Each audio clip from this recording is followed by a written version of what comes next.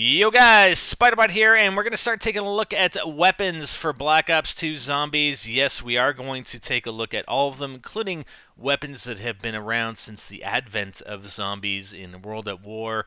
The first one we're going to take a look at is the M1911, and the reason why, is because I've never actually done weapons reviews or weapons guides for zombies, so that's why I want to do them all, but also there are some subtle differences with some of the weapons, as well as how they apply with some of the perks that are available, or should I say not available, in Black Ops 2, and in particular Double Tap 2.0 in Black Ops 2. So let's take a look at the M1911.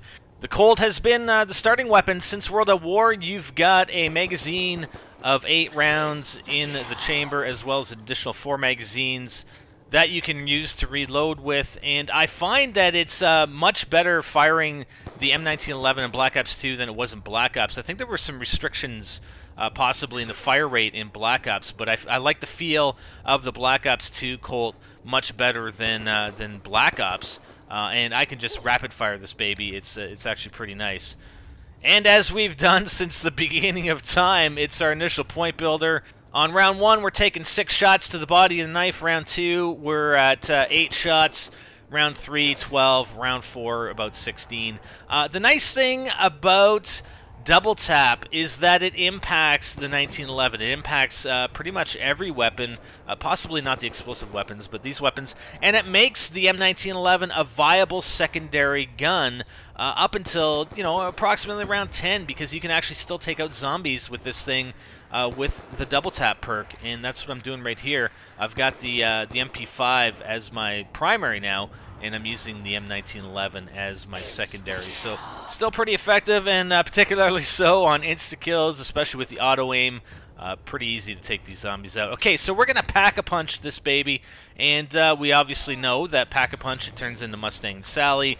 So we're going to dual wield these bad boys. You end up with 6 rounds in each magazine for each weapon, and an additional 50, which really doesn't make a whole lot of sense to me, because it's not, 50 isn't divisible by 6. You'd think it would be 48 rounds. So you have an additional 8 full magazines plus 1 magazine that contains 2 rounds. Now, obviously, the drawback to Mustang and Sally is that they are explosive. You have explosive rounds, and you got to make sure you have some distance between you and the zombies that you're shooting at. It's very, very easy, if the zombies are fairly close to you, to damage yourself, take splash damage from the explosives like we just did right there. And if it's even closer, I mean, you have the possibility of downing yourself. Ascension actually introduced PhD Flopper, so the exclusion of PhD Flopper in Black Ops 2 Zombies doesn't make Mustang and Sally that much of a viable gun, in my opinion. I mean, it's okay for creating crawlers out of groups of zombies, or taking out groups of zombies in a decent fashion up until, you know, rounds 20 to 30 or so. But beyond that, I mean, you're using it multiple times, or you're firing multiple rounds to even create crawlers at that point in time, and it's just the damage factor really doesn't, in my opinion, make it a very viable weapon. So I would really not consider pack-a-punching the M1911 if I'm playing high rounds, other than possibly on transit, to try and get a bunch of explosive kills to see if there is, in fact, an actual PhD Flopper permanent perk unlock.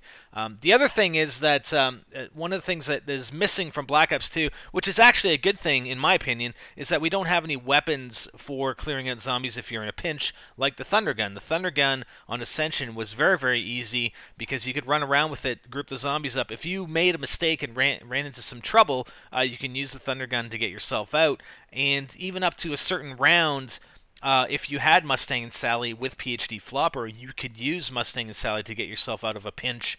Same with the ray gun, but we don't have that ability. Therefore, it really diminishes, in my opinion, the viability and the advantage of actually pack-a-punching the M1911 versus other weapons that you could use to take down the zombies and actually build more points. So anyways, that was my first weapon guide for Black Ops 2 Zombies weapons, the Colt M1911. Let me know what you guys like, what you guys don't like, if there's anything else you think I should cover on the other weapons as we progress here. This is, again, my first time going through it, so your feedback would certainly be appreciated. I'm Spider, and I'm out.